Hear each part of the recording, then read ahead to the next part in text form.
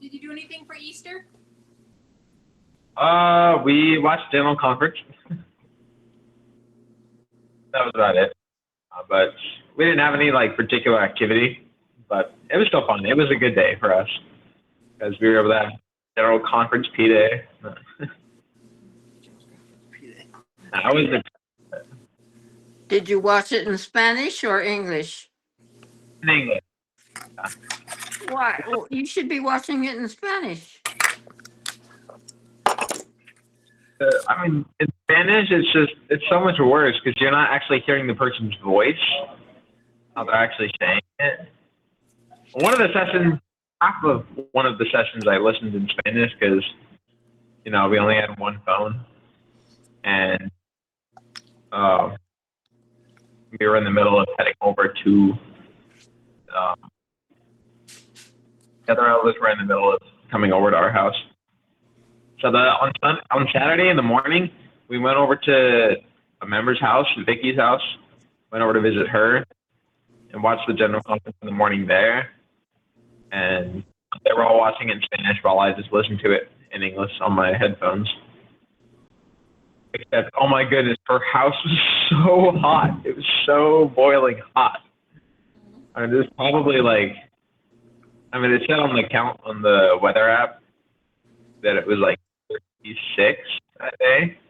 Except indoors, it was a lot hotter than outdoors. So it was probably like 100 degrees inside that house.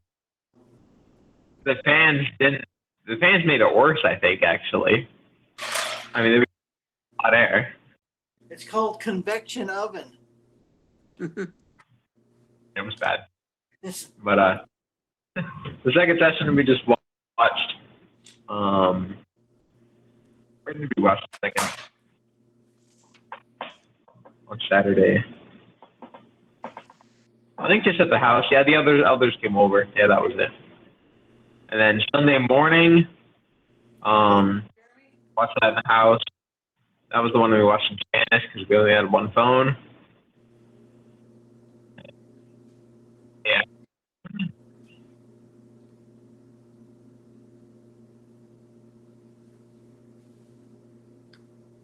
But the Sunday afternoon, I watched it at the church because we had a baptism later that day. Well, the other guys had a baptism. That was cool. Watched it at the church. But yeah, I mean, the conference, it was really good. Saturday was really good, especially the Saturday morning session. I really liked that one. That was my favorite one before. Because I don't remember a lot of what they were talking about now. Like trying to look back on it, I'm like, it was good. I learned, but I don't remember what they talked about. But my favorite talks were Iring. I loved Iring's talk, and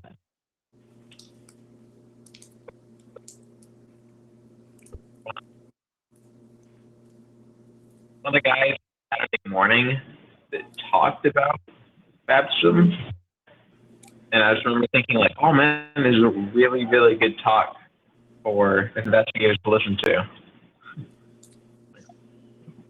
I really like Iring. That's one thing. Iring, man, I love his talks. And nowadays, like, he kind of reminds me of, like, the apostle when he was older. He talked a lot about love. He talked about, love one another. So Iring kind of reminds me of how I would imagine John was in his later years as an apostle. Maybe. But because he talked about prayer, he talked about loving one another and love and charity.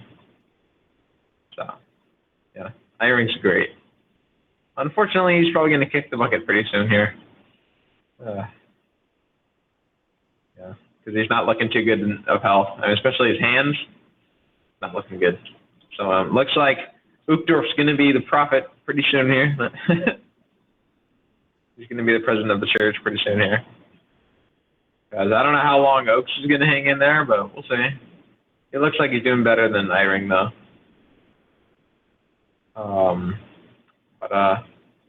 So wait, right now I don't know how you say it, the hierarchy or the seniority. Yeah. So right now it's, and then Eyring, and then Oakdorf, Yep. Yeah. and then who's that? And Irie, they're both looking pretty frail. Yeah. I guess we'll see. I think after Uchtdorf is Bednar. Really? Bednar's after. Yeah, I guess that makes sense. Bednar's been there for a minute. Man, I also like Bednar's talks. I started to listen to more of them recently. Well, not that recently, but weeks ago before I got my phone taken away. I started listening to Bednar's talks more. And good. Especially after Dad, gave me that one where it's like, pray always. Talk about that. Yeah, I'm not a fan of Oaks' talks. I don't like, what's his face?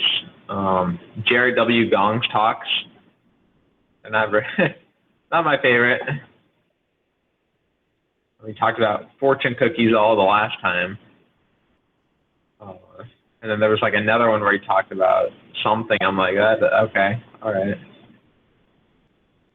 Anyways, but yeah, it was a good conference. Even though I feel like I didn't really take most advantage of it as I could have. I was kind of tired for all of the Sunday one. All of Sunday I was tired. But it was a good day. It was a good day though. And yeah, I don't know. This week I was sick for most of the week up until like Friday morning. Because Tuesday morning, every single morning and evening I was sick. I don't know why. The afternoon I was pretty good. I wasn't doing too bad, but every single morning and evening and night, I was just like dying in some way or another. And every single day it seemed to change. Like, I don't know, Monday night I started to feel like a fever coming on. And then Tuesday morning, I was just like cold that morning. I was like, man, I'm pretty cold. Like it's freezing. And then Tuesday night, I was like so hot. I mean, we were walking around and I was just like, man, I can't keep going. I'm dying of heat. Like I drank some Gatorade. I was drinking water. And it was like cool outside. It was probably like, mid 70s, maybe a little bit higher, but it was like mid to late, high 70s. So it really wasn't that bad for Honduras, but I was just dying. It was so hot. So we stopped by Mona Vicky's house, and then she gave me an ice pack, and I like drenched myself in water. Went in front of the fan, and I was doing good. And as soon as we left, I was like, man, I'm dying again. So we went back to the house like an hour early. I was like, I can't keep walking out like this. Anyways, that night, it was just like a mix of freezing, absolutely freezing my butt off, and like, oh my gosh, it's so hot, I'm dying. Because, it was like 80 degrees in the room. I put the AC up really high. It was like 80 degrees, and I had 3 blankets on me and my electric blanket, and that started to make me like feel not shivering. Finally, I stopped shivering. I was like, I was so cold. I don't know why, but and then I woke up in the morning and I was dying of heat, and so I just took off all my blankets, put the AC on like low, and I was still hot. And so I took my temperature, in my armpit, and I did it all correctly, according to how you need to do it, and my temperature was 104.1. And then I checked it again, and it was 103.9.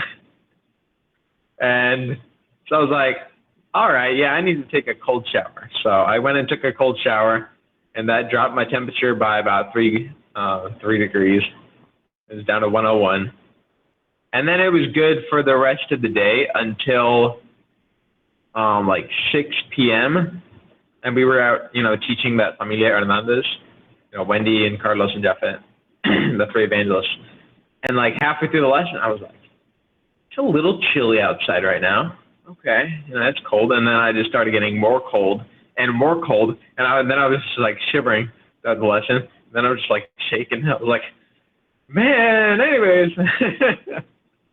I was like, all right, Elder, I think we need to go back to the house. So I was so cold. I was just like, and so we head back to the house. I got a nice cup of tea, put on my electric blanket, took some pills, took some Tylenol, and drank some Gator. It's like electrolyte drinks, like a medically specific electrolyte drink. It's better than Gatorade, a lot better. Like that. And then we went out, got some baleadas. I got pancakes, and then came back. And then, anyway, so that was Wednesday. And then Thursday, same ordeal. Like, at night I was a little cold, so I just like bundled myself completely. And then the night I was like dying again of like heat. So the other day it was freezing cold. The other day it was hot. The other day it was cold. And then that's why I was like, okay, I'm fed up with this. There's got to be something wrong with me. So I called up the mission president's wife. I was like, hey, I'm sick. I've been dying. I can't freaking keep living like this. So I need to go to the hospital, I think. And I took my temperature, and it was like 102. My temperature had consistently, like every morning and every night, been about like 100 to 102. And sometimes 103. I'm like, that's not healthy. And so she was like, well, I'll see what I can do, because right now, it's Semana Santa. And so everybody's off work. Nobody's working. The emergency room is only full of people that, need, that have grave health dangers or health issues. And so she couldn't get an appointment or anything for me. But luckily, Friday morning, I started to feel good. I didn't have any like big crazy spikes in temperature. And I didn't have a headache. I wasn't dizzy, no nausea. And so all was well all Friday morning and evening. And at night, I got a little bit hot, but I was like, I think that's just normal. And since Friday, I've been good. So thank goodness. Let me wipe the camera a little bit. So since Friday, all is well. I'm not dying anymore. Yippee. And so, yeah, that really just like screwed with the work because I couldn't go out like a lot of the time. But I did a lot of reading. I've been doing a lot of reading. And so I've been reading through, Josephus, the summary of, the Old Testament. And so now I'm down to Esther. I made it to Esther so far. And same thing, I'm like, a lot of this is BS. I mean, there's a lot of just stories. I'm like, God would never do that. That's not God's doing. No, they just attributed everything to God, all the good and the bad, for a long time. Let me film a little bit. But yeah, also, I'm sure it's fine to add, but for one of my other fountain pens, the cheapest one, there was like the teal, like hexagon shaped one. I gave that one away to Vicky because like she was talking, we were just, we went over to visit her one day and she was, doing homework. She was grading her kids' homework and she complained how it's like all these stupid ballpoint pens, they hurt my hand after writing for a while, they're like grading all people's, whatever. And she was like, man, back in the day we had, fountain pens. Those were so much nicer. You didn't have to press as hard. And I'm like, yeah, I agree. That's why I like them more. Actually, I have an extra one that my dad sent me. And so I was like, I've got an extra one that, I I got an extra one that I'm probably not going to use. So if you'd like, I can bring it, like, show it to you. If you like it, you can have it. She's like, oh, I would love that, but And so I brought it over. She's like, oh, this is nice. And she was like writing with it. And she's like, well, how much is it? I'm like, you can just have it. It's a gift. She's like, oh, are you sure? Are you sure? Because this is expensive. This thing down here, it costs quite a pretty penny. I'm just like, no, that's fine. It's fine. I didn't pay for it anyways. So I think she'll like it. And, it's the one that, like, only had the little canisters. It was like, it comes with 2 canisters. And my other pen also comes with 2 canisters, which apparently they're the exact same brand, and so I just, like, threw in all 4 with hers. So I'm never going to use those canisters with my other one. I just always fill up my teal ink. And so I told him, like, after, you use up those canisters, keep them, and maybe you can get like a syringe. Get a syringe and a needle, and then get like a bottle of ink that way you can fill up the little cartridges. Anyways, she likes it, and she says she's been using it to grade her kids' homework a lot better, and her hand hurts a lot less. So, yippee. Anyways, but yeah, so I think I mentioned that the other elders had a baptism on Sunday, and it's like this kid, I don't know, it was a free baptism for them, because the kid apparently had been going to church for like, years now, but had never gotten baptized. Like he's a part member family. Like he has a couple other brothers that are baptized, and his mom's baptized, but his dad isn't. And he's just always been going with his family. And apparently everyone thought he had been baptized, but apparently he wasn't, because he never had what's the word? A schedula? What is it in English? He's like 12, 11. He's 12, I think. But yeah, so I don't know. That's pretty late for not having a membership, number. Nothing. Not getting baptized. He's like, yeah, I don't know. I thought like maybe I got baptized like years ago, but no. So I guess he didn't. Anyway, so they baptized him, and it was all cool. Got the members together, and we had some cake. And like, oh my gosh, one gripe that I really have is like the members, they love to just like micromanage, especially the leaders. They love to just micromanage the missionaries, like with everything. And especially every time, like if I'm not literally like side by side with my companion, like they'll be like, hey, where's your companion at? I'm like, he's right there, like 5 feet away from me. He's right there.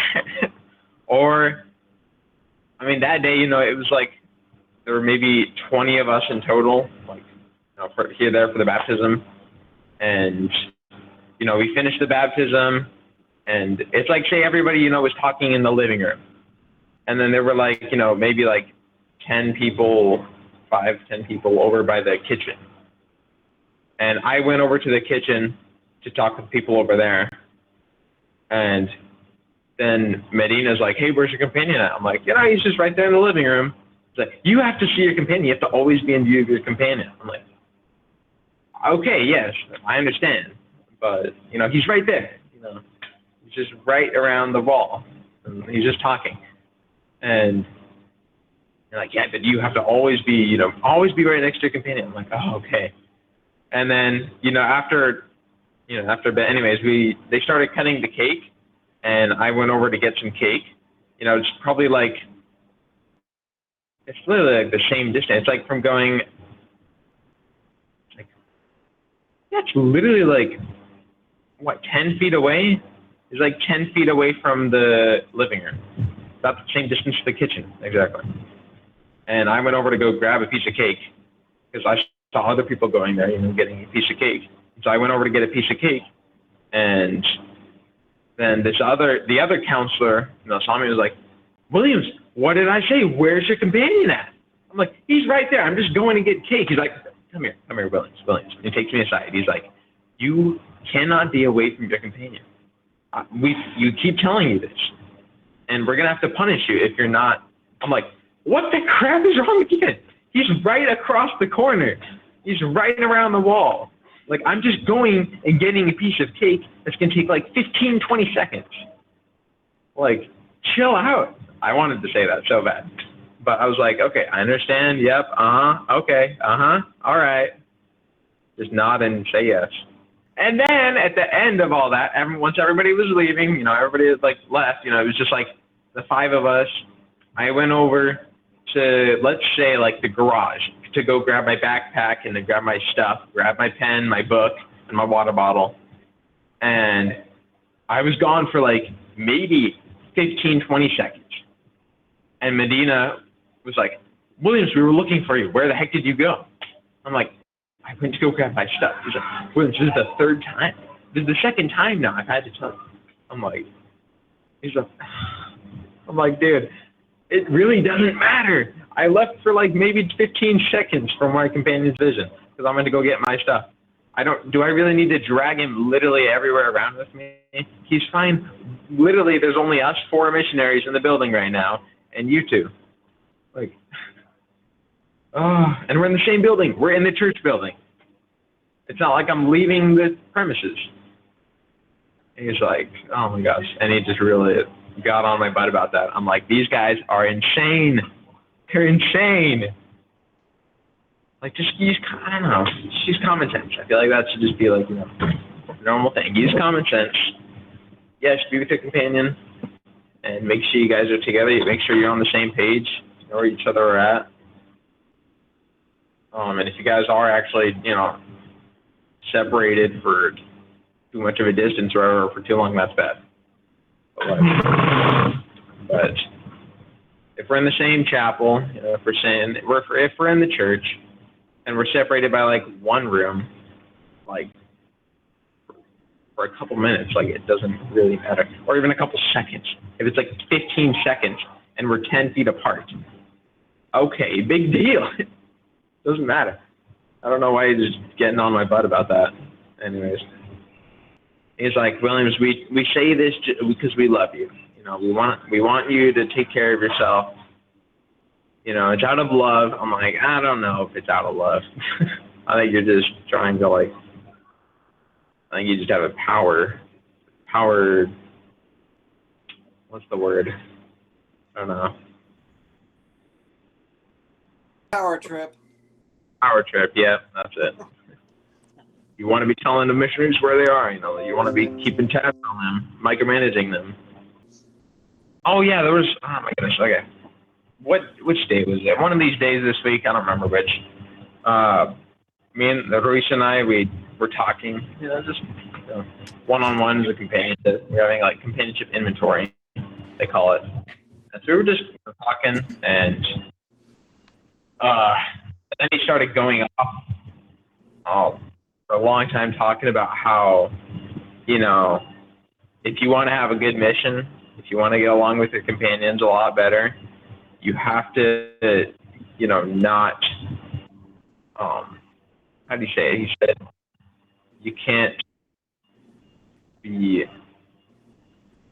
like, oh my gosh, don't say anything bad about somebody. Don't talk bad about them. If somebody's being a little bit disobedient, that's on them. Just focus on yourself. Focus on your own obedience.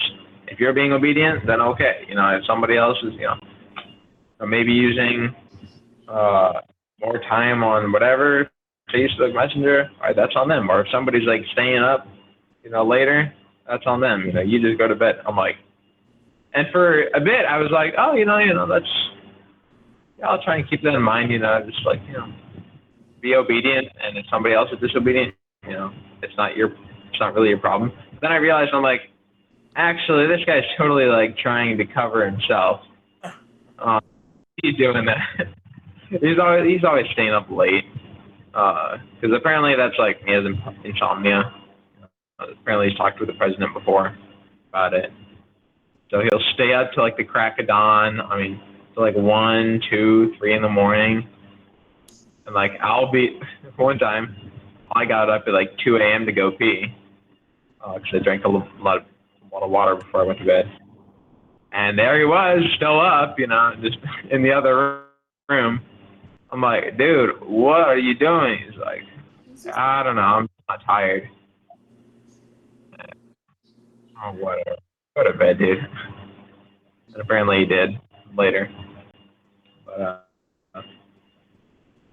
I'm like, well, I can tell my leaders. Maybe I can tell president, like, that's not my business. And I guess it doesn't really matter for me, as long as I'm being obedient, as long as I'm doing what the Lord needs me to do. Then See, my thing about that is I had some companions that would stay up a little bit later. And I just said, you can stay up as late as you want, but guess what?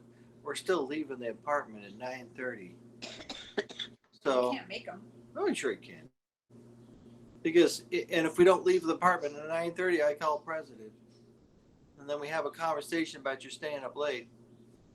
So you can use the rules to force them to govern themselves.